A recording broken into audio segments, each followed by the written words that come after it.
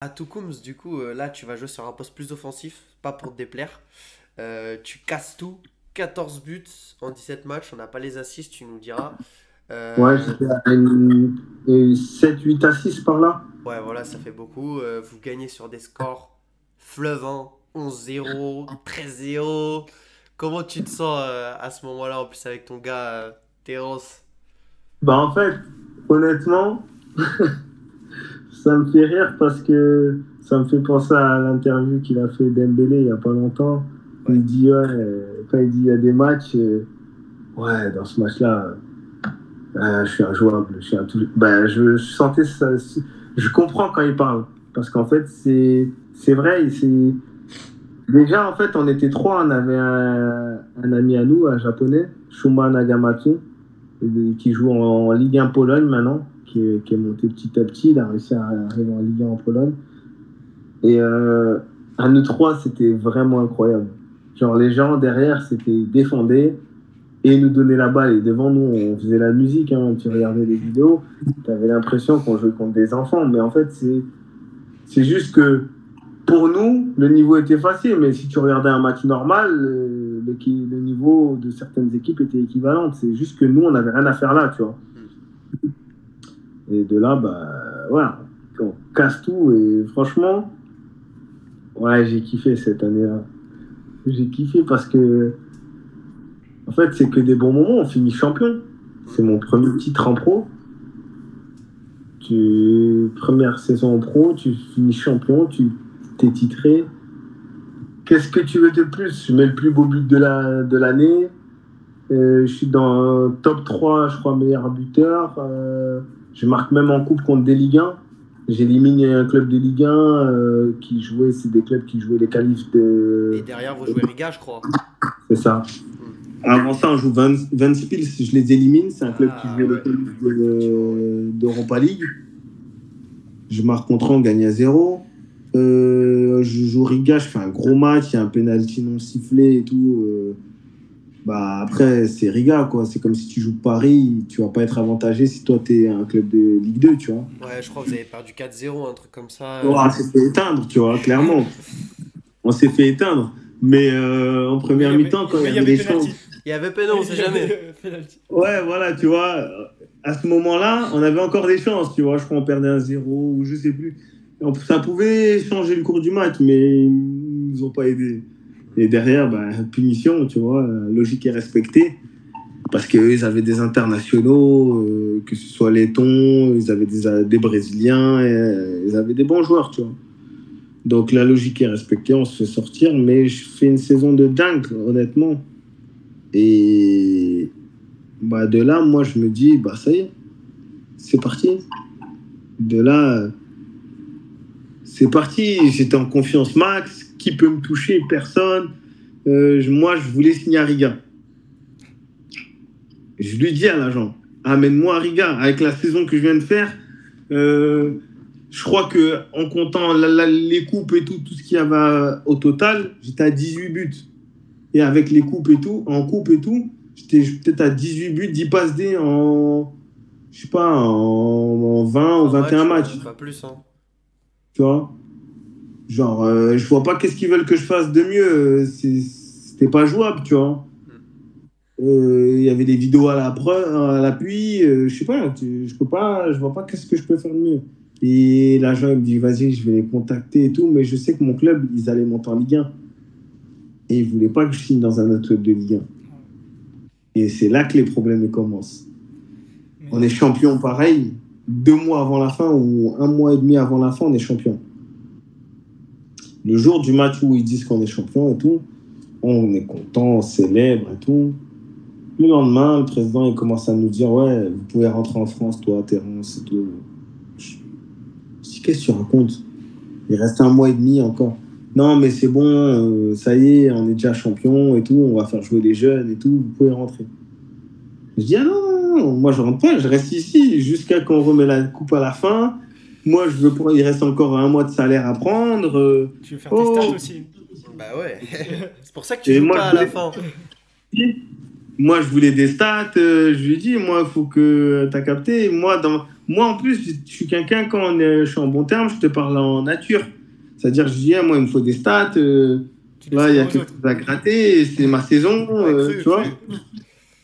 Je lui dis des choses. Je pense que lui, au fond, il se dit, lui, il veut tailler. Il est libre à la fin, en plus. Du coup, il me met.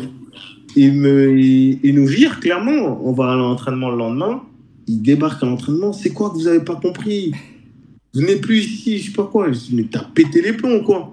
Moi, je lui réponds, t'as pété les plombs ou quoi? Il me dit, quoi? Je dis, ton club, il n'est jamais monté en Ligue 1 de toute son existence. Il a fallu que j'arrive pour que je fasse monter ton club avec mon pote.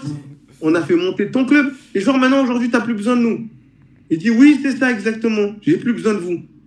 Je dis, waouh. Waouh, la reconnaissance, incroyable. Et dimanche, je vais jouer. Waouh. Et je dis, mais tu sais quoi? Demain, je vais revenir. Et il dit, ah ouais, on va voir et tout. Et de là, il débarque, le deuxième président, il débarque à l'appart qu'il nous louait. Ouais, les gars, désolé et tout. Le président, il veut plus rien savoir, il veut pas payer. Vos billets sont pris pour demain. Genre, il vient le soir comme ça, il dit, vos billets sont pris pour demain, on va vous ramener à l'aéroport et tout ça et tout ça. Ils nous ont escortés jusqu'à l'aéroport. On a pris l'avion, on est rentré à Paris. On est rentré à Paris, boum, ils mettent dans la presse, oui, le joueur Louis Parma et Terence Mouimba voulaient revoir leur famille. Tu sais, ils inventent un truc de merde. Ouais. Eux, ils se couvrent et ils nous mettent dedans. Ouais. En mode, ils avaient besoin de retrouver leurs proches, problèmes familiaux, des conneries. Les fans, ils m'envoient des messages. Mais pourquoi tu reviens pas et tout? Je dis, allez parler avec votre président. C'est lui, il est en train de mentir et tout. Il nous a dégagés du pays comme des malpropres après qu'on les fait monter et tout. C'est un manque de respect et tout. Moi, énervé. Là, je voulais plus rien savoir. Moi, tu me fais pas ça. Tu me fais ça. Et après, quand je voulais partir quelques mois avant, l'été, quand je voulais partir, il est venu jusqu'à chez moi. S'il te plaît, ne pars pas. Il me faisait des câlins. Pars pas. J'ai besoin de toi. Et quand je t'ai fait monter ton club, tu commences à me faire le mec. Ouais, j'ai plus besoin de toi. Moi, je l'ai mal pris. En plus, tu me dois des sous. Tu m'as pas donné mes sous. Je l'ai mal pris. Je l'ai super mal pris. Ma mère, elle était énervée.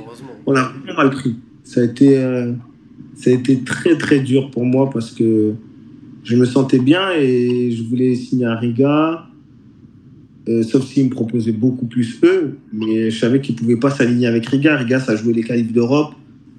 Donc, j'avais un projet en tête, jouer qualifs d'Europe, performer, me faire repérer encore par des meilleurs clubs ou autre. Tu vois, j'avais mon parcours en tête déjà. Et eux, ils sont venus me mettre de l'ombre. Du coup, ils nous ont cassé aux yeux des clubs de Ligue 1. T'étais grillé en Lettonie, quoi. Pour pas qu'on soit leurs adversaires, tu vois. Et de là, dégoûté, je rentre en France, je me dis, tout le monde me dit, mais repars là-bas, t'es le roi là-bas et tout. Je dis, vas-y, vous voyez que le beau côté, vous savez pas qu'est-ce qui s'est passé à la fin. Ouais, fais un communiqué dans la presse et tout.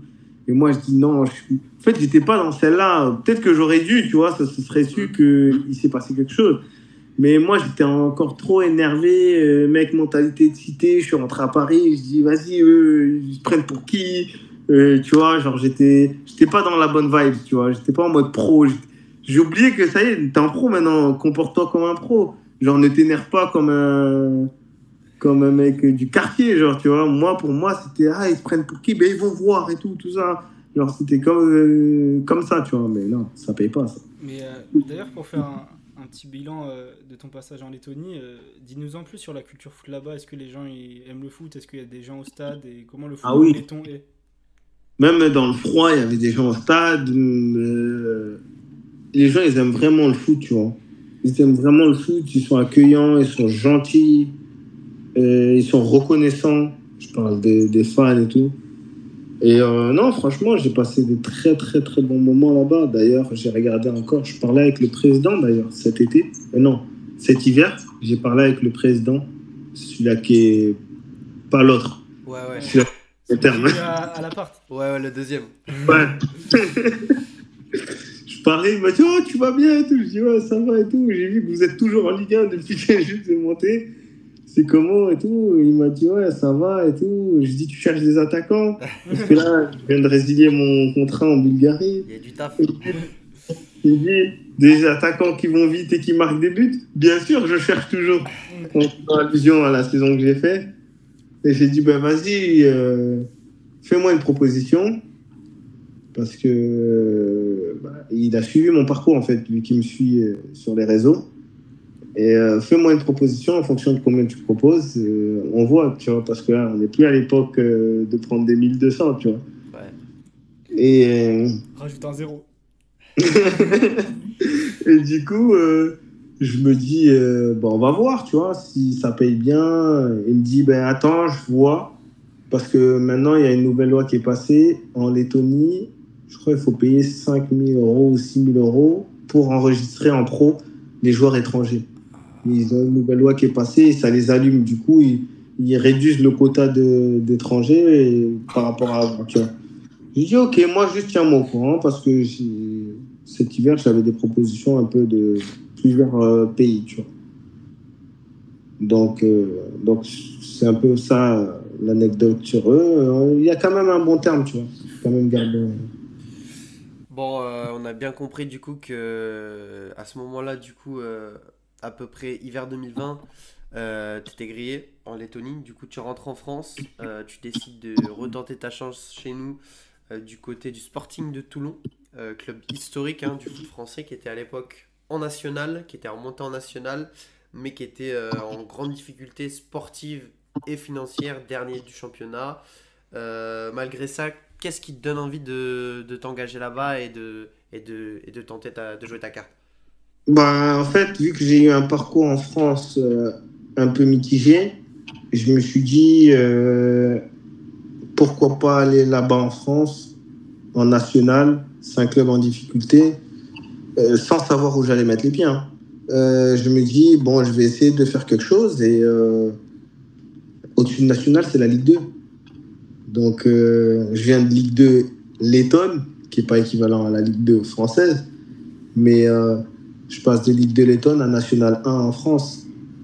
Si j'arrive à me montrer, je suis à la porte du monde pro français. C'est pas n'importe quoi quand même, tu vois. Pareil, ouais.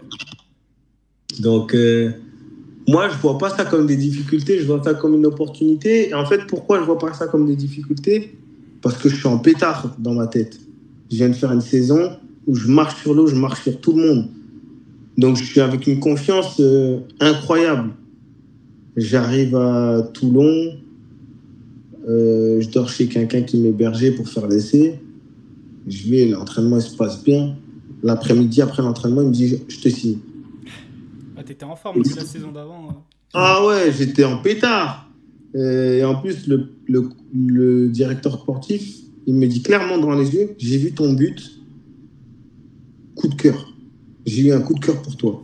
C'est Jean-Marc Ferreri, le directeur sportif, ancien joueur de l'OM. De l'OM, d'Auxerre, ouais. C'est ça, donc grand joueur et tout. Et de là, moi, je suis content. Je suis content, ça se fait une après-midi, viens, boum, entraînement, cache après l'entraînement, tu vas être le joueur. Première recrue. Je me dis, putain, super. Et du coup, je signe et le problème, c'est que le président, il voulait pas que je signe. Mais j'avais déjà signé. Parce qu'en fait, le président, quand je signe, il pensait que j'étais en Ligue 1 lettonne et pas en Ligue 2. Du coup, il embrouille un peu Jean-Marc. Ouais, mais tu m'avais dit qu'il était en Ligue 1. Jean-Marc, il lui dit, non, j'étais en Ligue 2. Ouais, mais non. Mais ça y est, j'avais déjà signé. Et pourtant, tu étais monté champion, meilleur buteur. Ouais, mais en fait, lui, le président... En fait, j'arrive à une époque où je pense que... Après ma signature, tout le monde me dit, pourquoi tu as signé là-bas? Tout, mais pas là-bas. Fallait pas aller... Moi, je parlais avec... comment il s'appelle déjà? C'est un club du Nord qui était en national aussi. Je ne sais pas s'ils sont encore. Dunkerque? Non. Plus vers la Bretagne, je crois. Punaise, mais comment il s'appelle? Concarneau, mais c'est. Non. Ah, Concarneau. pile. Ah, c'est en Bretagne. Ah, mais c'est en Bretagne carrément ça. Ouais, pile, Ouais. pile. Et là, le directeur sportif, hein, le mec qui fait les contrats et tout, il me dit, mais non, on va pas à Concarneau et tout. Il fait pas beau là-bas. Ah ouais, je me rappelle mot pour mot. Quand l'argument c'est ça déjà. Clairement, il fait pas beau. Et tu viens de Lettonie en plus. T'as habité à Paris, mais t'as ta famille à Nice. Ici, Nice, 1h30, 2h max. Il signe avec nous. Nous, on veut se maintenir. On a un projet. Il y a des bons joueurs. Après, il y a beaucoup de joueurs. On est en train d'essayer de refaire quelque chose et tout. Et il fait beau. Et il fait beau. Et t'es pas loin de ta famille. T'es pas loin de ta famille et il fait beau. Il fait bon vivre. Vas-y, le contrat, il est bien. J'ai un bête d'appart. Pourquoi pas, tu vois. Première recrue du club. Tu vois, moi, je l'ai vu en mode le directeur sportif, ancien pro de l'OM, Ligue des Champions, tout ça. Et il me dit, j'ai eu un coup de cœur pour toi, ton but incroyable, il le repasse devant moi et tout. Je me dis, oh, il y a du respect là, tu vois. Et jusqu'à que le président il mette son nez dedans, tu vois. En fait, c'est. Comment dire, il y a eu beaucoup de bruit sur cette période de Toulon, tu vois. Comment le club était géré, mal géré. Pour jouer, tout ça, le président faisait beaucoup de choix de lui pour que tu puisses jouer ou pas jouer. Si t'es pas proche de lui ou si t'es pas dans les petits papiers du presse, c'est mort pour toi. Et c'était mon cas, tu vois.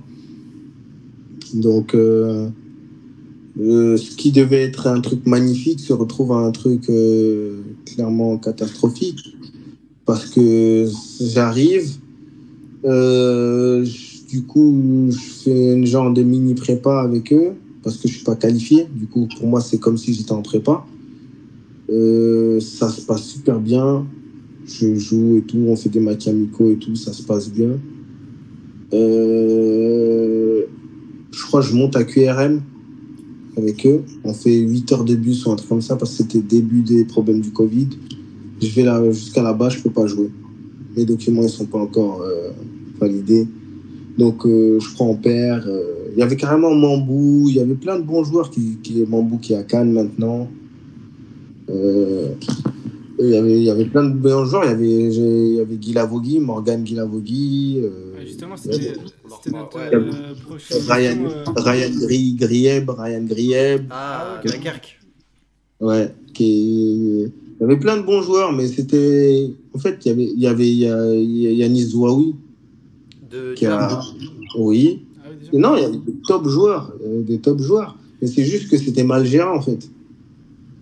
C'était très mal géré, du coup, ça pouvait pas forcément décoller. Et du coup, mentalement, c'était compliqué parce qu'en fait, après ce match-là que j'ai pas pu jouer parce que j'étais pas qualifié, on revient, je crois il y a match amical ou un truc comme ça, je sais plus contre la réserve ou quoi. Ça se passe bien et sur une accélération, je me blesse en fait. J'entends un clac, tu vois, au niveau du pubis. En fait, je me blesse au pubis. Et le problème, c'est que tu viens d'arriver, tu dois jouer, tu te blesses en fait parce qu'on faisait pelouse synthétique. Et le fait de faire ce changement-là, ça a pété, tu vois, sur un changement d'appui. Et le président qui fait comprendre, il faut qu'il joue, on le paye, il faut qu'il joue, il vient d'arriver, ça paraît de lui, moi, il faut qu'il joue. Avec ou sans pubis. Voilà. Et du coup, indirectement, toute ma période là-bas, je joue blessé. Parce que j'ai pas le choix, il faut que je joue, je suis blessé. Mais je prends sur moi, j'étais en soins tous les jours, tout le temps. Tout le temps, j'ai tout essayé. Même, tu sais, je sais pas comment, c'est quoi leur nom, mais les médecins qui viennent avec leurs mains, genre ils te font l'électricité, soi-disant, je sais pas quoi. Ah oui, ok. Je faisais le kiné tous les jours, rien, ça passait pas. La blessure, elle passait pas, genre.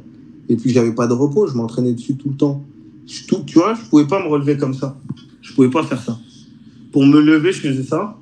Ah oui, bah oui. Impossible de me lever normalement. Si je suis allongé, je tousse. Douleur atroce au pubis. Ah oui. Genre, en fait, normalement, je devais même pas jouer. Je suis blessé, clairement. Mais tu viens de signer. et j'ai signé jusqu'à la fin de saison. Donc, si tu es blessé 5 mois ou 6 mois, la saison, elle est finie, ça y est. Et moi, j'étais en pétard, du coup, je voulais prouver, tu vois.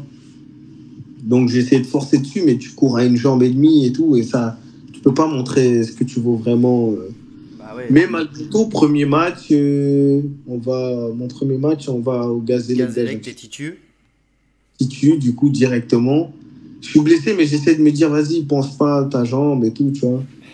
Avec ma famille avant le match et tout. D'ailleurs, j'ai même une belle occasion qui frappe la barre et tout. Sur ton Insta, ouais, on a vu. Et je me rappelle, ça me disait, ouais, t'aurais marqué ce but-là, ça aurait tout changé parce que le club était dans une mauvaise phase. Je sais même plus, je crois on fait nul. Ouais. Je crois on fait nul, tu vois. On m'a dit, ouais, t'aurais marqué, on t'aurait fait une statue à tout bon et tout. Après, tu connais, c'est ça le foot. Hein. Tu marques là, tu gagnes 1-0, tu viens d'arriver, blessé ou pas. Ouais. Ça change tout. C'est sûr. On va dire, ah ouais, lui, c'est vraiment le joueur qu'il fallait. Même là, tu peux aller en soin, ne plus jouer pendant un moment. Il n'y aura plus la pression. Enfin, on va avoir la pression parce qu'on a besoin de toi. Mais on va tout faire pour te soigner, tu vois. Mais après, justement, tu aurais peut-être fait de l'ombre à Morgan Guilavogui, qui lui, pour le coup, il a saisi sa chance et on l'a vu percer plus tard en LDC avec Lens, là maintenant en Bundesliga. Toi qui as fait quelques mois avec lui, est-ce que à l'époque tu pensais qu'il pouvait déjà aller aussi haut? Ah oui, moi de ce que j'ai vu de lui, c'était une pépite déjà. Ça a toujours été une pépite. Je pense que personne n'aurait pu lui faire de l'ombre à ce niveau-là. Un, parce que c'est un excellent joueur. Deux, je connais pas ses agents ou autres, mais je sais qu'il a un grand frère aussi. Donc il allait être bien conseillé, tu vois, en plus d'être bon. Donc je pense pas que quelqu'un aurait pu lui faire de l'ombre sur sa destinée. Ce qui devait arriver est arrivé. Non, c'était ironique. Hein? C'était ironique. Ah. Et du coup, non, ouais, franchement, top joueur. Et humainement, une personne incroyable jusqu'à aujourd'hui. Hein. Je peux lui envoyer un message, il va me répondre. On voit que c'est bien géré sa carrière. Il a fait Toulon. Enfin, je sais pas s'il a fait un club avant le Paris FC, mais il a fait. Non, Toulon, Paris FC. Lens, il monte. Après, Paris ça c'est compliqué ouais. parce qu'il était forcément derrière Eliway, mais. Et pas de centre de formation, je crois en plus. Non, Toulon. Ouais, Toulon, hein, ouais. Mais vraiment très très bon joueur. Très très très très bon joueur. Et il n'y a rien à dire, c'est mérité ce qui lui arrive. Même là, ce qu'il est en train de démontrer en Bundesliga, il montre à tout le monde. Hein. Il met des top buts et tout. Pour moi, c'est un mec qui devait jouer à Lens. Mais bon, Wai était peut-être dans une bonne forme, tu vois. Après, il me semble qu'il est en prêt.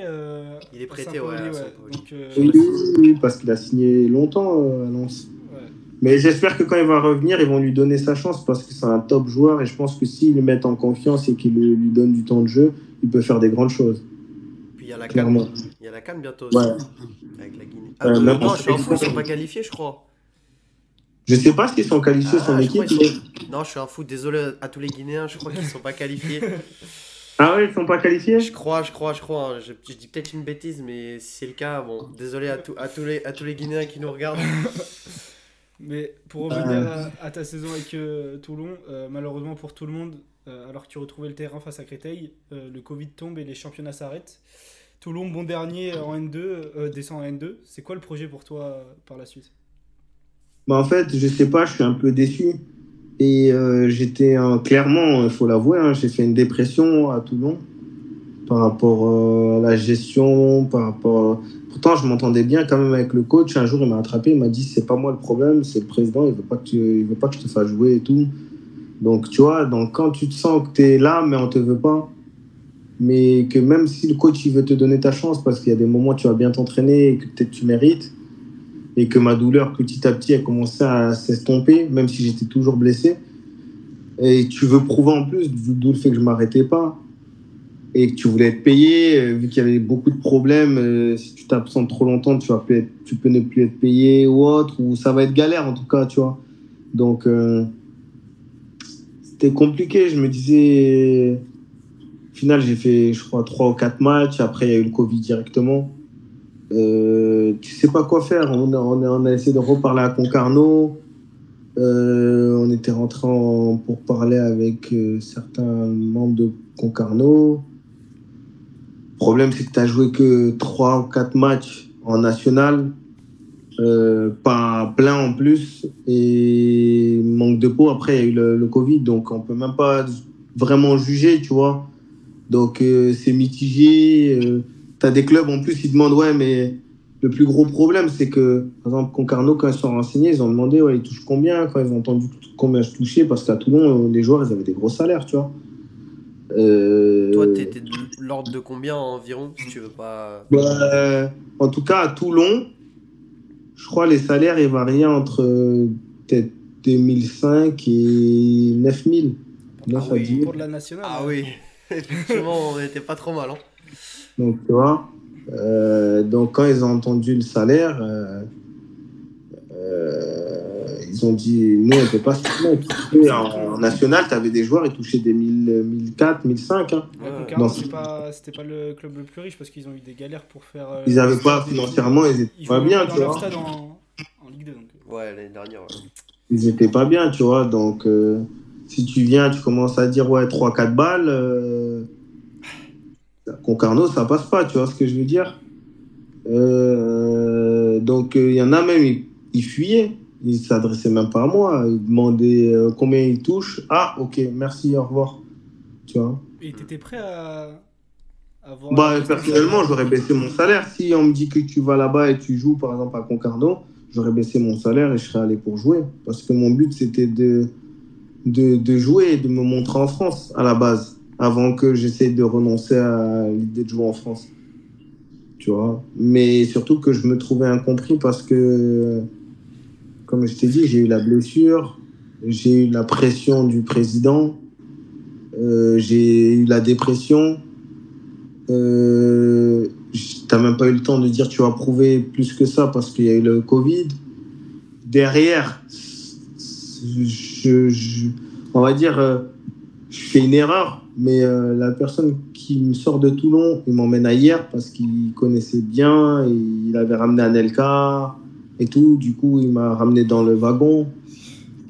Je signe 2 ans. Je signe un bon contrat, 2 ans, appartement, tout ce qui va avec. Pareil, c'est le Covid. Octobre. Donc, ça va, je ramasse mon argent, je vis bien, mais tu peux pas jouer, il y a le Covid, tu vois. Donc, rien à prouver, il n'y a rien eu qui s'est passé. Mais de là, pour la nouvelle saison, quand ils font les réunions, ils me disent, bah, écoute, le coach, il compte pas sur toi. Mais le coach, il compte pas sur toi. Il m'a jamais vu jouer au final. Ouais, bah oui. J'ai jamais joué, on a fait que des entraînements. C'est pas pour autant que ça se passait pas bien, mais même déjà aux entraînements, tu sentais que, vu que j'étais venu pas par le coach, j'étais venu par une personne qui avait ramené Anelka, qui était proche de Boudjelal et tout. C'était un peu comme si, pour le coach et tout, j'avais été imposé. On n'a jamais eu on n'a jamais rigolé, on n'a jamais parlé, il n'y a rien eu. Tu viens, tu t'entraînes, tu fais des entraînements, tu rentres chez toi et c'était tout, tu vois. Il n'y avait que des entraînements, donc il n'y a même pas eu de... Je ne sais même pas si on a fait des matchs amicaux contre d'autres équipes. Non, on a fait des matchs entre nous, je crois. C'est tout, max. Tu vois. Donc on ne peut vraiment pas dire oui, on va te juger ou tu n'as pas été bon ou autre. Le motif, ça a été oui, on a eu des mauvais échos de Toulon. Alors, mais c'est pareil, Toulon, comment tu peux juger? Je suis resté pas longtemps, en vrai. Il n'y a pas eu de match. En plus, ouais. J'étais blessé et je leur ai dit, moi, quand je suis arrivé hier, j'ai signé 2 ans, j'étais blessé encore. Enfin, je revenais de blessure. Ah ouais. Je revenais de blessure, je venais juste d'avoir vu un ostéopathe qui m'avait remis sur pied, tu vois. Et c'est ça qui m'a sauvé, tu vois. C'est lui, il m'a remis sur pied. Et de là, je signe là-bas. Du coup, je reprends petit à petit. Au début, je ne reprends pas avec le groupe. Je cours autour du terrain. Je me remets petit à petit pour pas que ça redéclenche la douleur. Parce qu'en fait, si je forçais trop, ça se retendait, tu vois.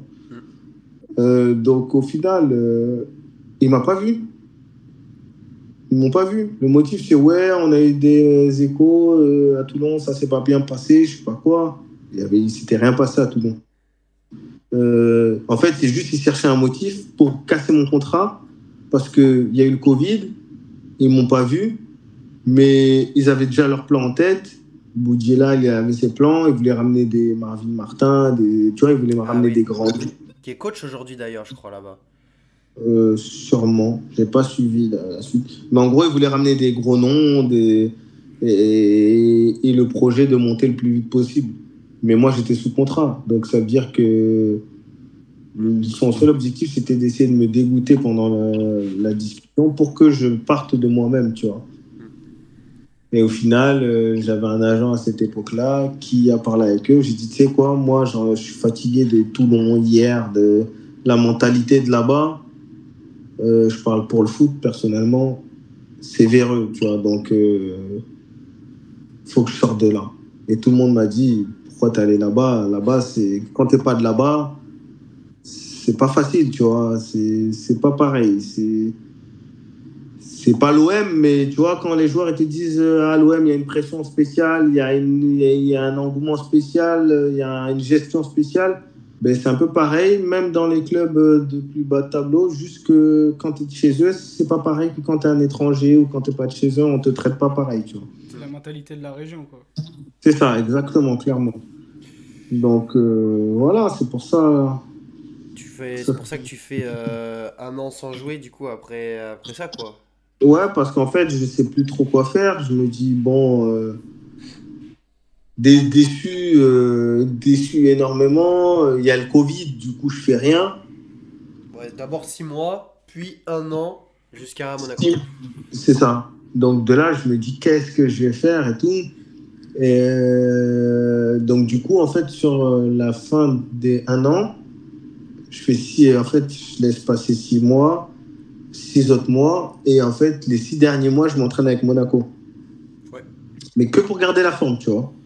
Que pour garder la forme, ça se passe super bien, je reprends du plaisir, mais j'étais pas dans l'optique de signer à Monaco, parce que c'était amateur, tu vois. Et par rapport à ce que j'avais connu, c'était pas dans mon projet. Même, j'avais un statut pro, après pro, j'ai signé fédéral. Donc, dans tous les cas, j'aurais pas pu, je crois, signer... Il fallait que je re-signe un fédéral ou il fallait que je laisse presque 1 an passer. Ouais, D'où le fait que, en fait, aucun club voulait me signer parce que à la charte, je coûtais trop cher. Il fallait que je repasse amateur. Ah, oui. Et pour repasser amateur, déjà, il fallait laisser certains mois passer sans jouer. Tu vois. Donc déjà, ça m'a fait perdre au moins 6 mois ou un truc comme ça. Et ensuite, après, j'ai repris avec Monaco parce qu'après ça, je ne savais pas où aller en plus en amateur, tu vois. Je ne voulais pas aller n'importe où. Et de là, je me dis, bon, tu sais quoi, je m'entraîne avec Monaco, ça se passe bien. Et je voulais repartir ailleurs. Après, j'avais des problèmes dans ma vie personnelle, je me sépare et tout.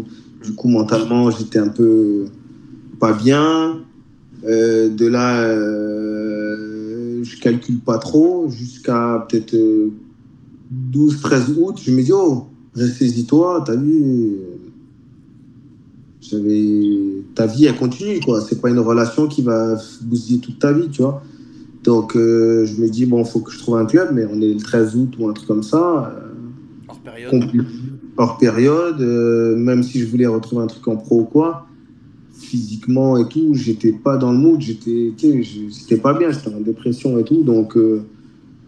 fallait que je retrouve de là. Le mec de Monaco, il me dit, le coach de Monaco, il me dit, viens avec nous et tout, tu t'es entraîné 6 mois avec nous, je sais que toi, ton but, c'est de repartir à l'étranger, mais ça y est, tu commences à prendre de l'âge, essaie de te poser sur Monaco, on te trouve un travail et tout, on te stabilise ou autre, ou, tu vois, on voit qu'est-ce que tu peux faire.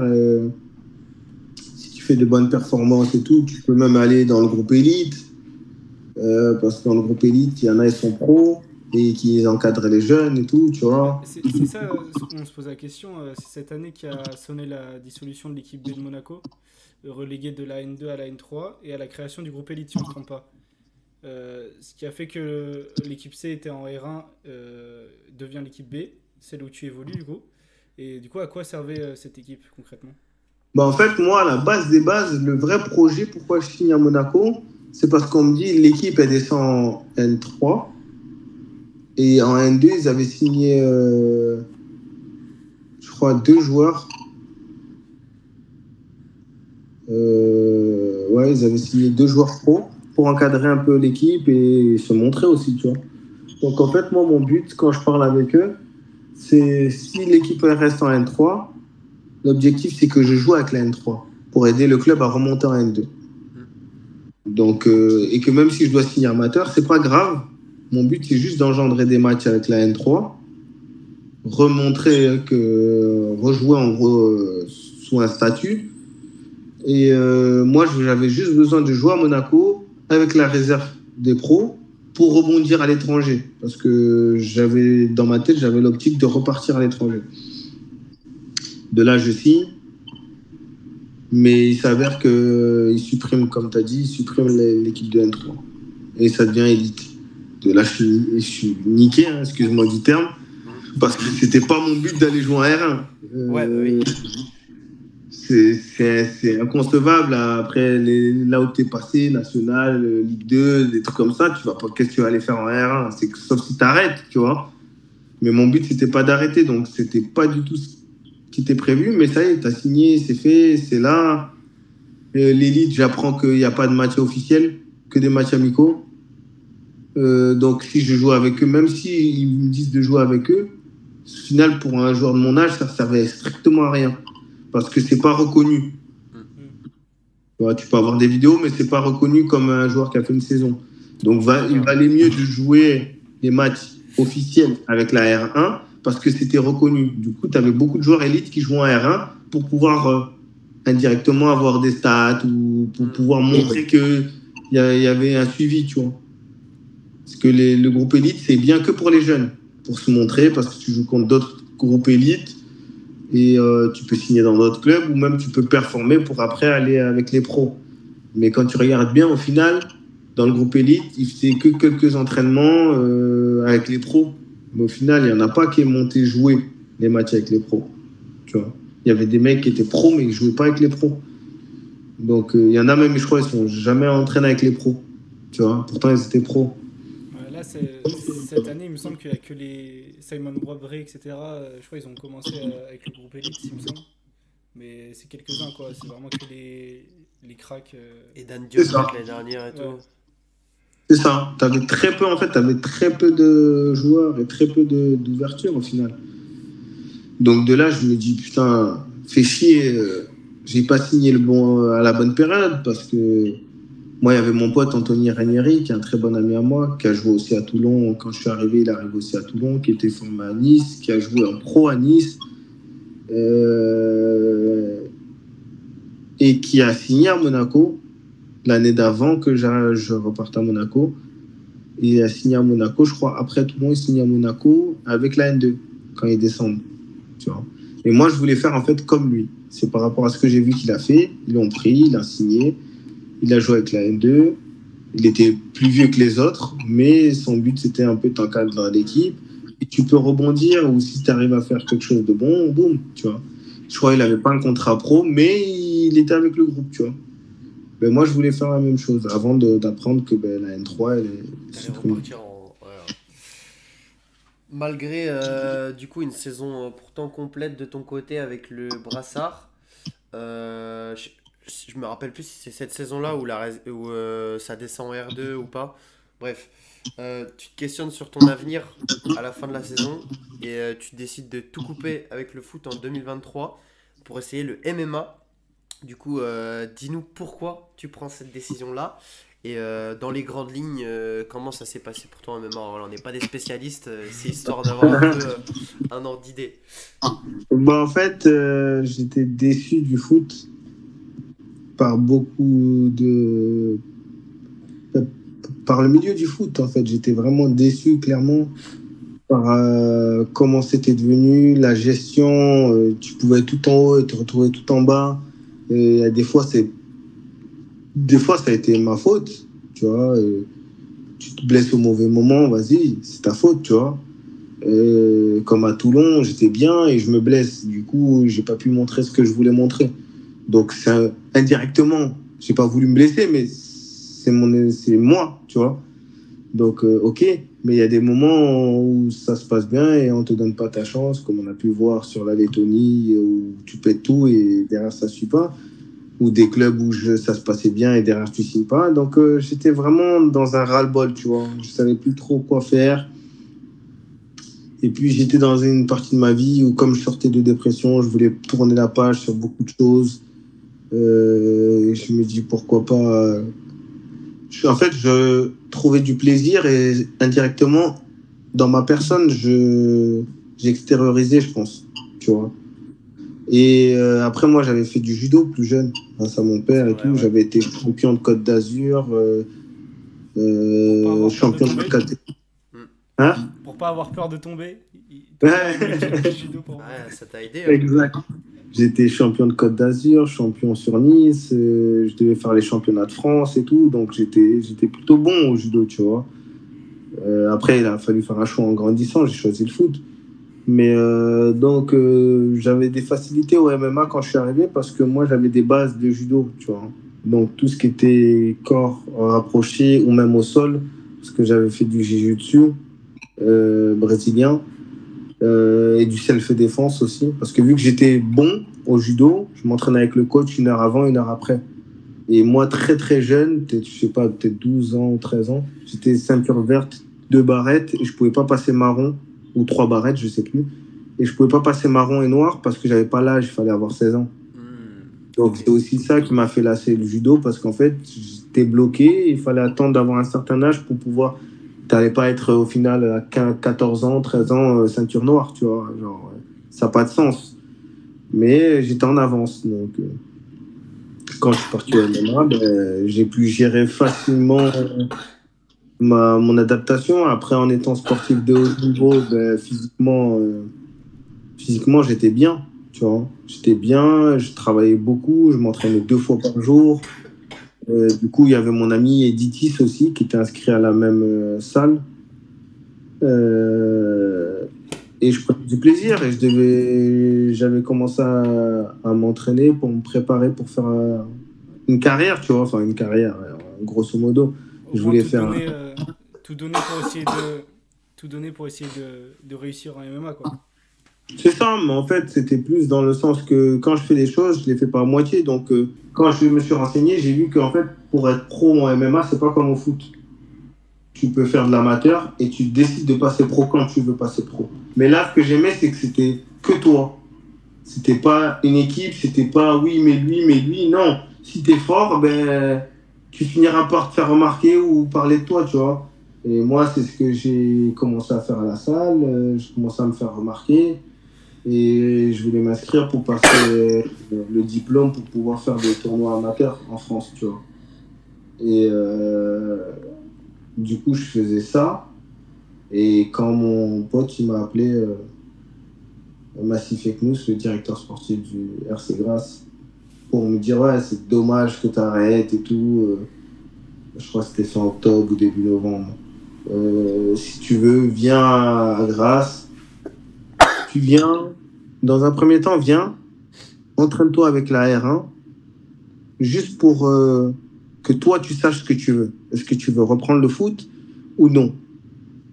Au final, je le remercierai jamais assez, hein, parce que s'il ne m'avait pas dit ça, je ne serais pas revenu, hein, moi, dans le foot. Hein. Ça ne m'intéressait plus. Et de là, je m'entraîne. Le coach de la réserve, il était super, enfin de la R1, il était super gentil. Les gars, ils m'ont accueilli avec respect. Hein. Il y avait des jeunes et tout. Ils m'ont accueilli avec respect. Je connaissais des joueurs de la N2 aussi. Herman Ako, tout ça, un ami à moi d'enfance de l'OGC Nice, que j'avais vu aussi à Saint-Laurent, qui était à Grasse depuis un bon moment. Et moi, en plus, avant de signer en Corse, j'allais m'entraîner avec la N2 de Grasse. C'est-à-dire que je connaissais déjà Loïc Chabas, le coach de la... En fait, je m'entraînais déjà en N2. Quand je revenais d'étranger, j'allais à Grasse pour m'entraîner avec le groupe de N2. Donc, ils me connaissaient déjà Grasse, tu vois. Et donc, je m'entraîne, je reprends du plaisir petit à petit. Je parle avec le Loïc, je parle avec la direction, ils me font signer. Dès, je crois, la 2e semaine, boum, je m'entraîne avec la N2. Tu vois. Mais Mais c'était une suite logique parce que c'est ce qu'il m'avait dit. Si l'objectif, c'était pas d'aller pour la R1. L'objectif, tu vas en R1, tu reprends du plaisir. Le but, c'est que tu sois prêt physiquement. Donc, tu dois rattraper ton retard physique, te remettre dans le mode foot.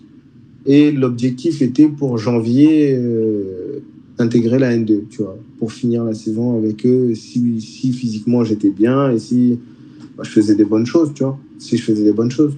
Commencer à retrouver la forme pour postuler à une place en N2. Tu as l'opportunité exceptionnelle de retourner au monde professionnel après l'avoir quitté 4 ans auparavant. Comment cette offre arrive sur ta table et est-ce que pour toi c'était inespéré finalement? J'y pensais même plus. J'y pensais même plus parce que à ce moment-là, j'étais pas encore marié, mais du coup maintenant que je suis marié, c'était ma future femme. Je parlais avec elle, elle était sur Antibes, moi je m'étais rapproché d'Antibes pour être proche d'elle et être proche de Grasse pour pouvoir m'entraîner parce que mon but précis à ce moment-là, intégrer la N2, tu vois. Genre, je veux pas être en R1, je connais mon niveau, je peux jouer en N2. Donc, et puis il y avait des potes et tout, et puis même c'était un bon mood, hein, la N2, et puis grâce à un club familial, donc je me sentais bien. Je voulais rien d'autre que juste prendre du plaisir. En fait, j'étais tellement déçu de beaucoup de choses, moi je voulais juste reprendre l'amour du football, tu vois, sans prise de tête. Je me pose des questions, je m'entraîne et tout. Et là, il y a un agent qui me dit « Ouais, j'ai un club en Bulgarie qui cherche un attaquant et tout, ça te dirait et tout. » Et c'est un agent qui me parlait déjà. On avait parlé l'été, mais il n'avait rien trouvé. Du coup, moi, vu que j'avais tout abandonné, je dis « Écoute, moi, je suis bien à Grasse. » Ils m'ont redonné ma chance. Quand moi, je voulais plus jouer au foot, ils m'ont dit « Reviens jouer au foot. » Moi, je suis quelqu'un de reconnaissant. Là, je suis plus dans l'optique de me dire ouais, je me prends la tête, pas la tête. Je sais pas, ton idée, je sais pas. En plus, Bulgarie, j'avais déjà refusé quand j'étais en jeune à l'époque, quand je jouais avec le Centre à Monaco, une offre d'un club bulgare de Ligue 1. J'ai oublié c'est quoi le nom. Si je vois la liste des clubs, je vais dire ah, c'est celui-là. Mais en gros, qui m'avait fait une offre à l'époque et j'avais dit non. Donc pour moi, la Bulgarie, je le voyais comme la Lettonie avant que je connaisse et tout. Donc pour moi, c'est bon, c'était ah, vas-y, je suis fatigué de ces pays. C'est meilleur niveau quand même, là t'es dur. Oui, largement meilleur, incomparable. Ouais. La Ligue 1, en tout cas la Ligue 1, moi à l'époque, quand j'étais à Monaco, j'avais refusé parce que j'étais à Monaco. Ouais, bah oui. Mais je savais pas que c'était bien. Je savais pas que c'était bien la Bulgarie.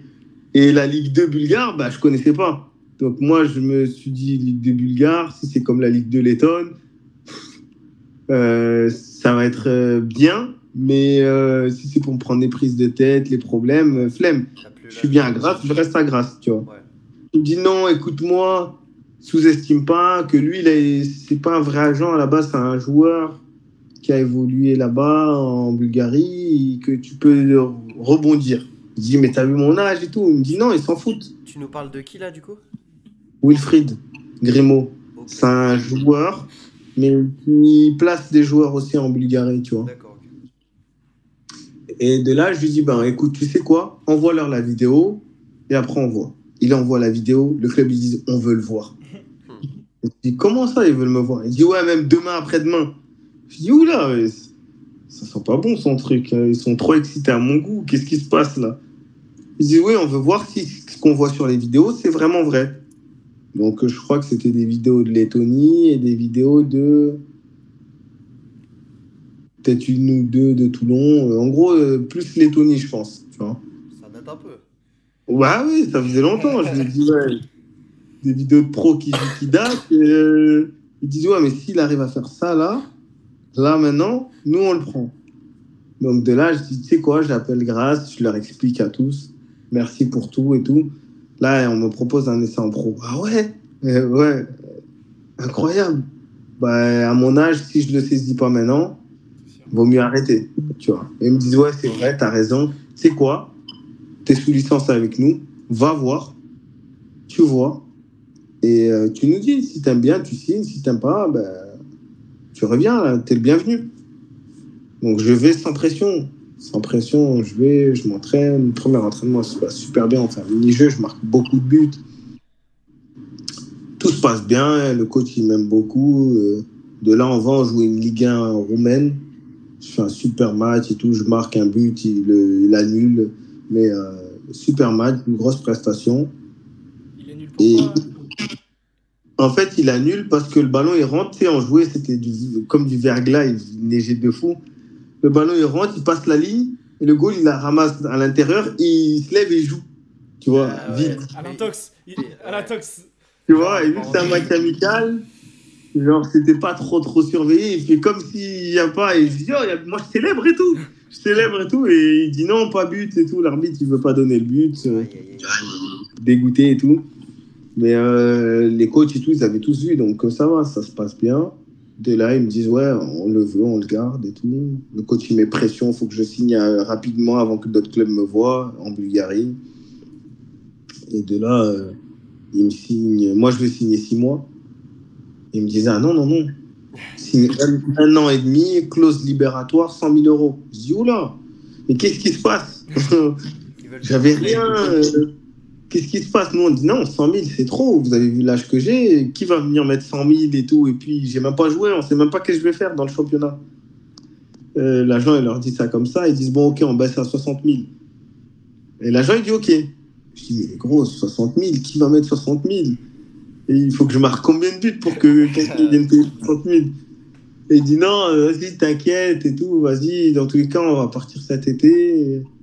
On part cet été. Donc nous, on leur fait comprendre, l'objectif, c'est de partir l'été. Ils disent, ouais, il n'y a pas de problème et tout. De là, je commence à jouer, ça se passe bien. La prépa commence, tout se passe bien. Je joue des clubs de Ligue 1 et tout, on prépa. Je me blesse, la l'ischio derrière. Du coup, le premier mois de championnat, je joue, mais sur une jambe. Je suis remplaçant, je rentre parce que, en fait, physiquement, je ne peux pas jouer, en fait. Mais je suis sat. Je rentre, je fais une passe D. Premier match, je fais une passe D, on égalise.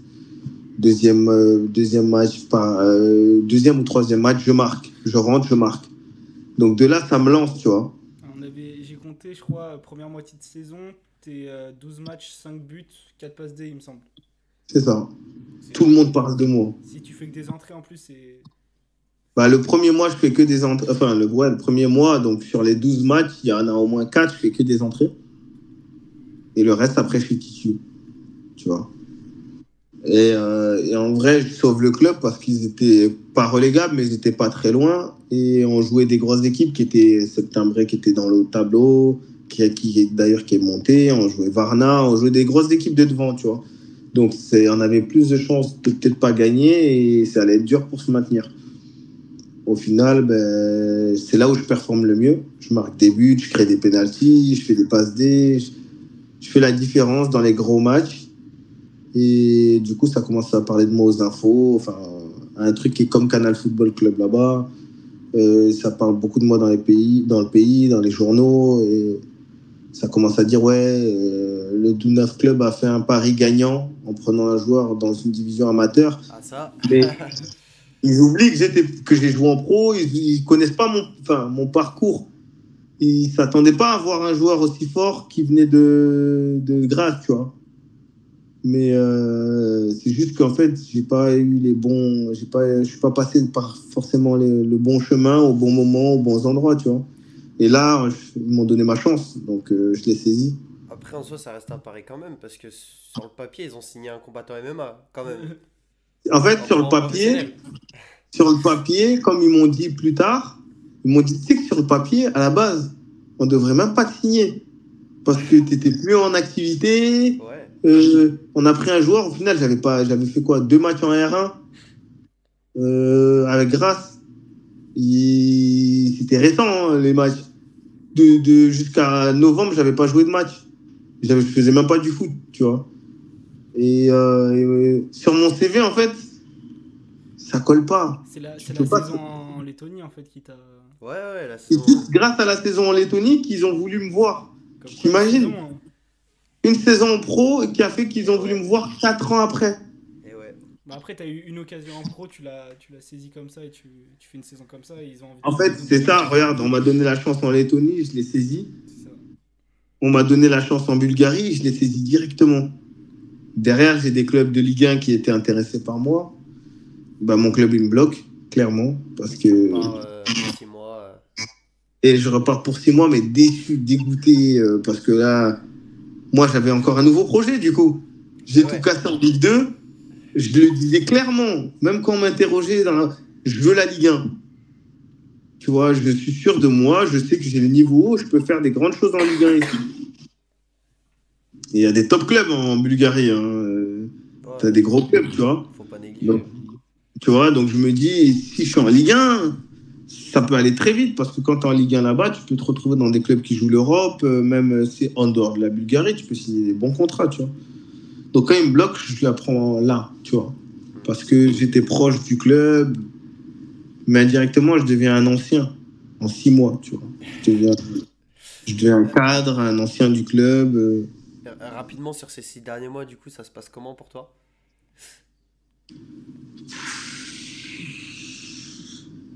Bien et pas bien. Bien parce qu'en fait, je suis chouchou du public. Dans la ville, je suis genre la star.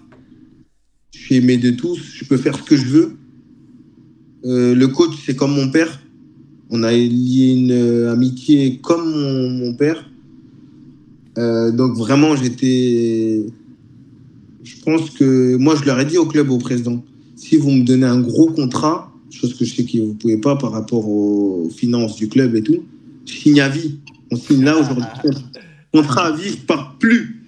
Je marchais dans la rue, ça m'a arrêté de partout, des photos.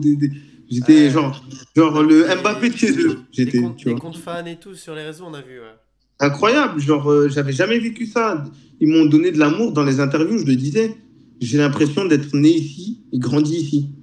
Genre je me sens comme chez moi et j'avais jamais ressenti ça. Le maire de la ville qui vient me voir, on parle, il me serre la main, j'étais devenu la personne qui les représentait. C'est toi le maire de la ville finalement.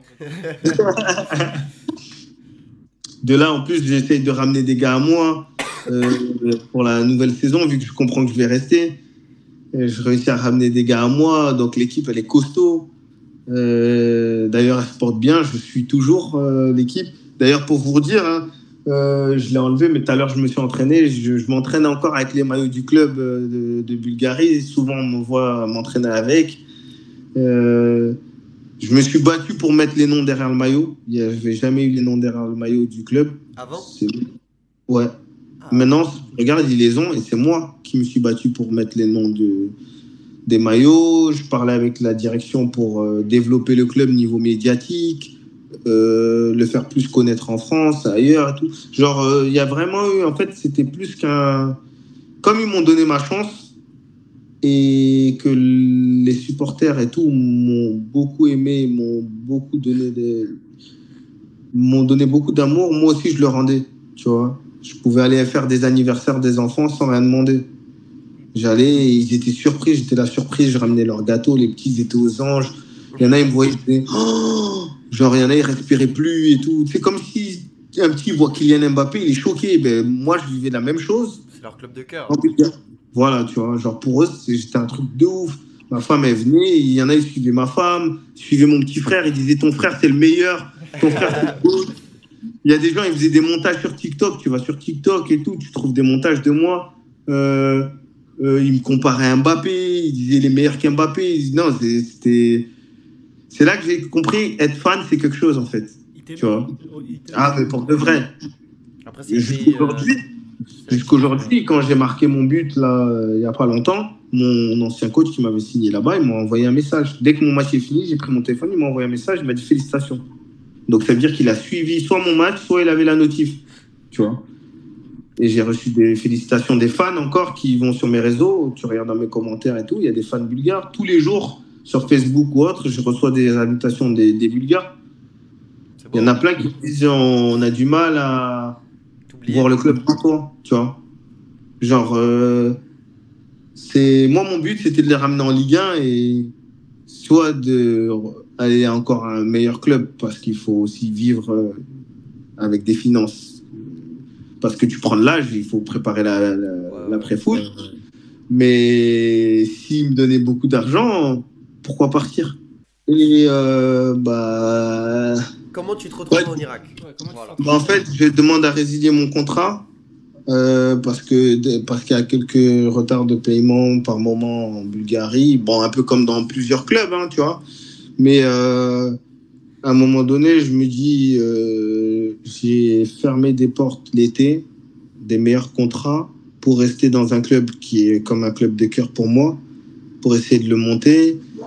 La gestion est différente. Il vire le coach qui m'a ramené, qui était comme mon père. De là, moi, ça passe pas. Je me bats pour.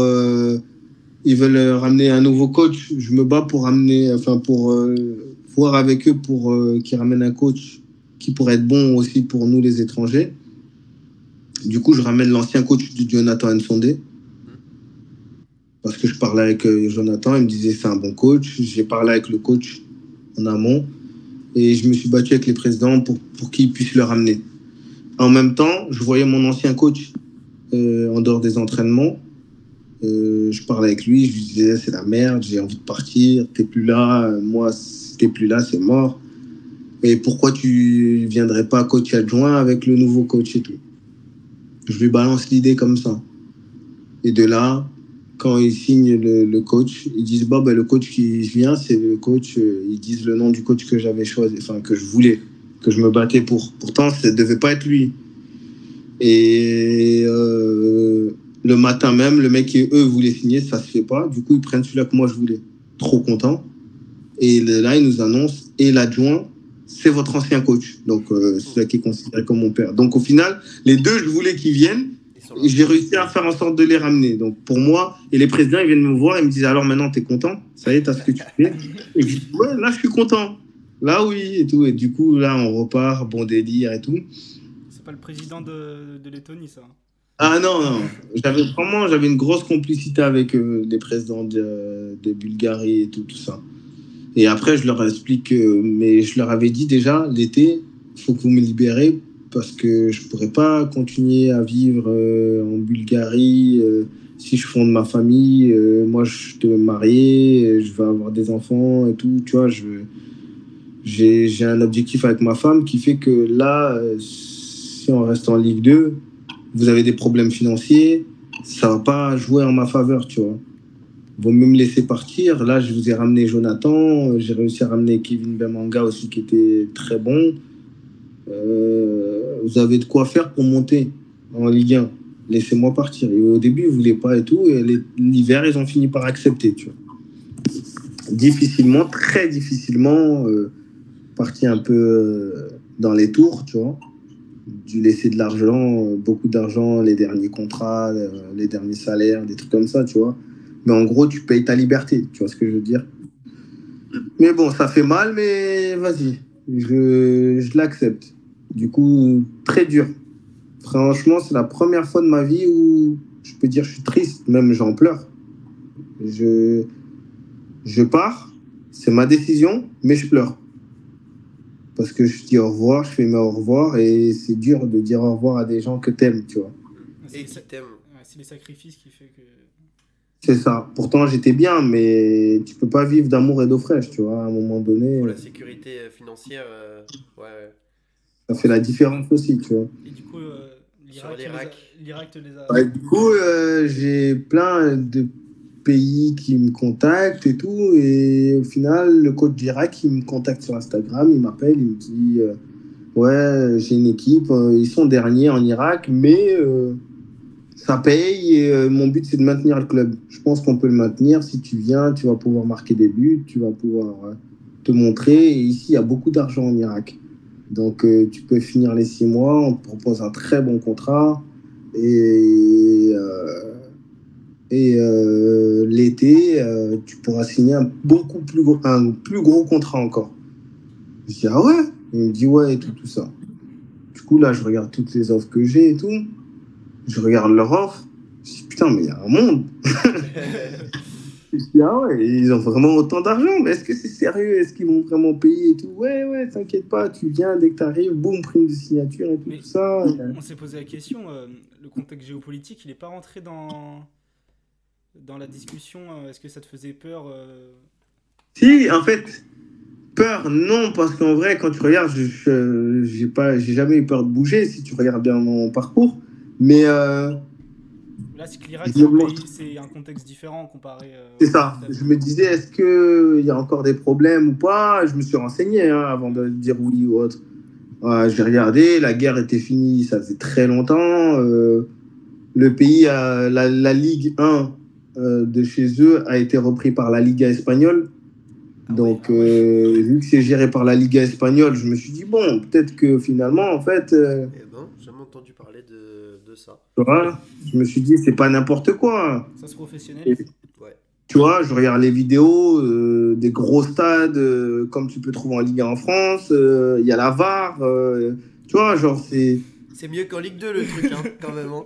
Ah oui, mais C'est clairement, mieux en qu'en fait, Ligue 2, hein. C'est les très, matchs, très grave. Hein. les matchs officiels, la gestion des matchs officiels de la Ligue sont comme des matchs de Ligue 1 en France, tu vois. Genre la gestion, je parle bien des matchs officiels. Ouais. Ouais, après, si on commence à descendre, c'est pas la peine. Donc moi, ça m'a surpris quand je tape, tu trouves les matchs sur YouTube, en live sur YouTube, tu peux regarder les matchs dans le monde entier. Tu as deux chaînes télé et les deux chaînes sont soit sur YouTube en live, soit sur Facebook. Donc tout le monde a accès, tu n'as pas besoin de payer pour voir et tout, tu vois. Et très bonne qualité et tout ça. Donc je me suis dit, oh, c'est pas n'importe quoi. Je regarde un peu, je me renseigne, je vois. Il y a des équipes qui jouent la Ligue des Champions AFC, donc ils jouent contre Cristiano Ronaldo, contre Mahrez, contre... Je dis, ah, quand même. Ok. Je regarde l'équivalent de l'Europa League. Chez eux, c'est la Ligue des Champions 2. Je regarde, il y a une équipe qui joue dans la poule. Ils jouent contre les équipes Steven Gerrard et tout ça de l'Arabie Saoudite. Je me dis, ah, quand même. Et tout là, d'ailleurs, ils ont éliminé l'équipe à Gerrard, une équipe du Hawk. Il passe au prochain tour. Je me dis, en fait, quand même, il y a des bonnes équipes, tu vois. Mais je regarde le championnat, je regarde pas l'équipe où je vais aller, tu vois. Et finalement, après, je prends l'avion, j'arrive et tout. Et le coach, il me dit, par contre, les terrains d'entraînement, c'est cata, tu vois. Mais tu me dis cata, moi, je m'attends à un synthétique KO ou une pelouse KO. J'arrive, J'arrive, la pelouse, c'est de la terre, mais c'est de la terre dure, genre, tu vois, genre... Si t'as une photo, on mettra... Je me dis, mais c'est pas possible. C'est pas Monaco, hein. Je dis, mais là, tu te blesses hein, sur un terrain comme ça. Aucun joueur de France, même de N2 et tout, tu l'emmènes, allez, 6 mois dessus, il va se blesser. Avant les 6 mois, il va se blesser.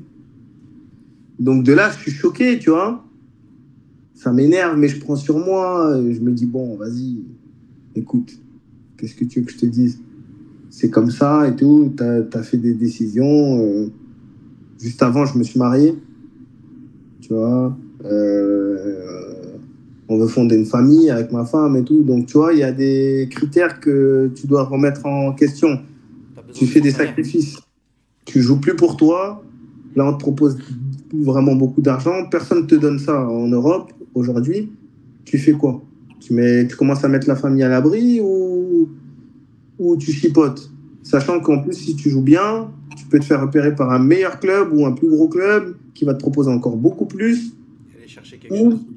Voilà. Ou même rebondir dans d'autres pays du Golfe ou dans des pays asiatiques et à gagner encore beaucoup plus.